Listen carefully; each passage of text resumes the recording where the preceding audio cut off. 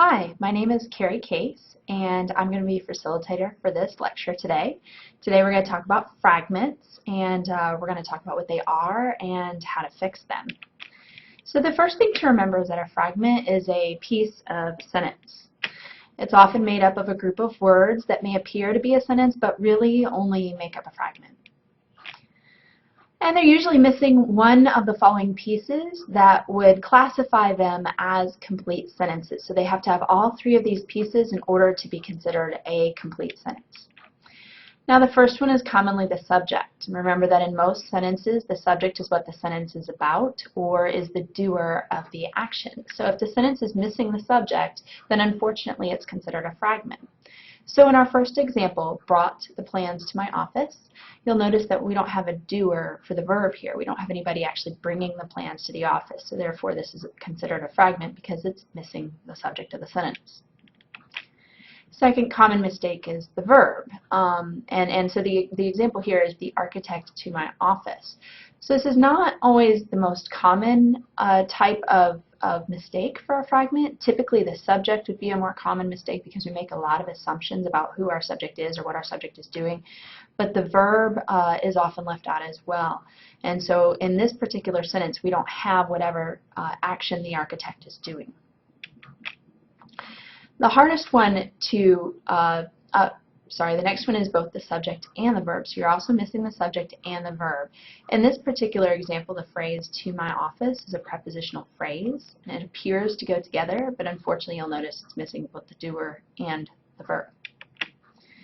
And then, of course, the hardest to pin down is a complete thought, and that's because a lot of times we think when something goes together, it's a complete thought.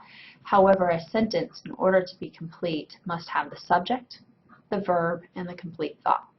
So the example here is the architect brought. Now typically in a simple sentence, if we have she swam or I ran, those are complete sentences with two words, a subject and a verb, and they are a complete thought because we have a doer and we have the action the doer is doing. In this particular sentence, the verb requires an object. It needs a receiver for what's being brought. So because of that, this one's a fragment. It's missing the complete thought. So correcting a fragment, for the most part, is relatively easy, and what it boils down to is to fill in what's missing. Find the part that's missing and put that part into the sentence. So for instance, our phrase here is across the lake. This is a prepositional phrase. Do not be misled. You will notice that it's missing some pieces. So take a look at it for just a moment and decide what you think it's missing. Okay, yeah, so it's missing the subject, and it happens to be missing the verb, so it's missing both things in this particular instance. So what we're going to do is we're going to create a subject and a verb for this sentence. So I swam across the lake is our subject and our verb. Now another way to eliminate a fragment is to join it to a complete sentence, or sometimes several fragments together may work. And again, when we're dealing with just simple sentences like the first fragment that we dealt with across the lake, then that one we have to create and we have to work on that one. But a lot of times if our fragment is among other sentences, then we can join those sentences together to fix that fragment.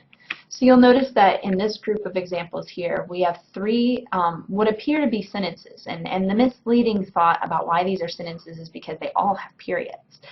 And we typically use a period to tell people that we're done talking at the moment, but remember that a period doesn't make a complete sentence. We need the subject, the verb, and the complete thought to create that complete sentence. So if you look at these examples, we have in the middle of the night, I swam, and across the lake. So if you look at it for just a moment, you'll actually notice that only one of these is a complete sentence. Take a moment to look at it. So one of these is a complete sentence, and it is I swam. There's our subject, there's our verb. The verb doesn't require an object, so that one is the complete thought. You'll notice that in the middle of the night is a group of two prepositional phrases together, and you'll notice that across the lake is also a prepositional phrase. So we have one complete sentence and two fragments. This is relatively easy to fix because all we have to do is really just put it together. We just have to make sure to punctuate it properly. So in the middle of the night, comma, I swam across the lake. This is now my properly punctuated sentence, and you'll notice that I put three pieces into one sentence. I've saved some space and punctuation. It probably sounds like it flows a little better. So I'll read it again. In the middle of the night, I swam across the lake. Again, this is set up as a dependent clause, but it totally fixes our errors that we had in the previous example. So in summary, remember that a fragment is a piece of a sentence. And again, it may be made up of pieces that appear to go together, but it's the subject and the verb and the complete thought that make that sentence complete. We have to have all three of these pieces in order to have a complete sentence. If we do not have these three pieces, we do not have the complete sentence. And remember that probably the hardest of the three is the complete thought. Okay? Thank you very much, and I hope you've enjoyed this lecture.